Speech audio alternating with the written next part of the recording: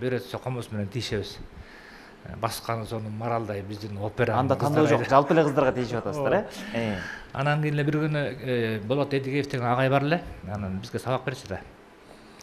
Ошо агайыбыз операда бир жакшы ырдаган нукра үндүү народный голос деп коет.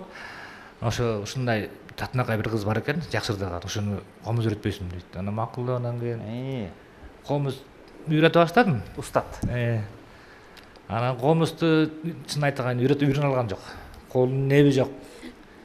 А бирок ырдаган укмуш да. Анан кийин ошо менен бүтүп кеттик.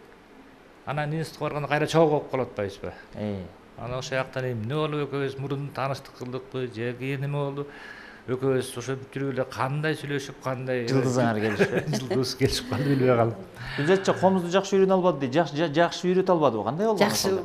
Жакшы педагог боло албады. Кийин анан үйлөнгөндө айттым, бир үйдөн бир эле комуз жетет токтот деди. Ооба, жакшы эле эме кылып калгам. Анан биз багы опера балет театрында окуйбуз да, анан агайыбыз зав студиябыз бизден багы силер академический ырдашыңар керек да. Анан чыйылдап Салима Бекмуратова эжеде ырдайм да, сопрано. Анан ошентсе эле анан комуз көтөргөнүңөр токтоткула. Бизге жуга баштадык го, филармониядан багы эми нукра ырдагым келет да, чыйылдаган вокалдан 5 алып атсам деле баары бир чыйылдап ырдагым келбейт да. Анан токтоткула, комузуңарды талкалайм деди. Анан ошондо деле болбой эле комузду катып эме кылып көрдүм. Анан кийин агай уже общежитиеда чогуу жашайбыз, биз 5-этаж, агайыбыз 4-этажда чыгып баратканда эле комузду көрөт да. Анан ошо бойдон үйрөнбөй калдык да. Кийин ишен үйрөтөм десем, үйлөнгөндөн кийин болду, бир үй бүлөгө бир эле комузчу жетет деди го. Анан макул дедим. Комуз чертип эле үйрөтүп атса ментиктей берчү көрсө ой башак деген Сөздүн түбүндө сөз бар турбайбы, Ооба, кийин институтка тапшырсам, мага сабак берген агайым деле институтка тапшырып жүрөт. А бул Кубат экөө ошол кезде отуруп алып, Кубат дагы кичинекей болом, бирок деген аябай тентек. Агайыбыз кеңешчиси болуш керек сиз. Жанынан, мунун жанынан чыкпайт, ооба. Жандоочу кийик аттырат дегендей. Жан жолдош экен да. Жана Ишенбай экемден айта турган болсок, бул киши мыкты комузчу, жакшы ырдайт. Эмгек сиңиргенге менин байкем деле жетип калды, буюрса.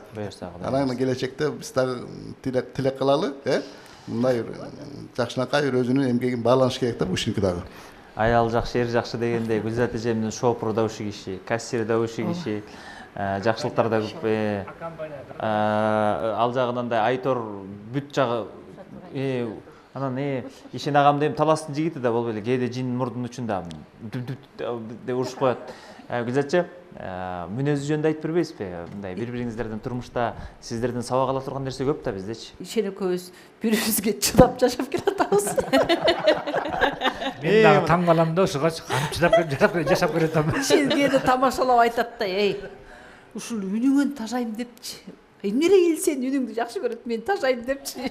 Болбосо үнүңүздү жакшы көрүп Ишен деген сөздү өлө жаман көрөм да. Анан